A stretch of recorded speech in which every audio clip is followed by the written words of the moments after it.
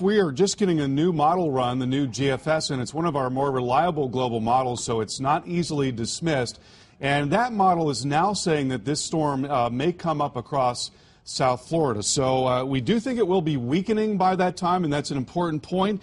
But there certainly is a chance that we have a significant storm, maybe a strong tropical storm, or possibly even a hurricane coming up into Florida by late week. So here's the latest on the storm. It's now a Category 2 hurricane, 105-mile-an-hour storm. It's moving towards the west-northwest at 3 miles an hour. You might be thinking, well, gosh, if it's moving that slowly, isn't it churning up the colder water and therefore beginning to weaken a little bit or cut off its energy supply? Well, the warm water is very deep in the Western Caribbean. For that reason, it's going to continue to be able to feed on that for some time, even though it's moving slowly.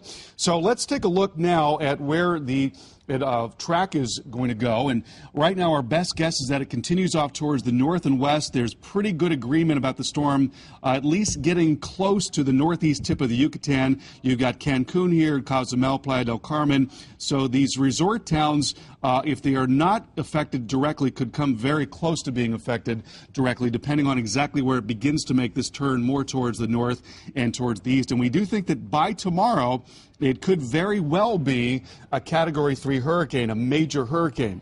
Now, I want to show you what the models are doing at this point.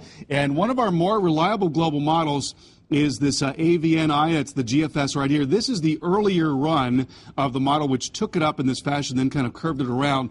The new run of the GFS is now taking the storm up and across South Florida. So again, because this is a reliable model, that is a bit disconcerting, but we do think that if it does come up through here, first of all, it would have to be a stronger storm. It would have to stay largely offshore.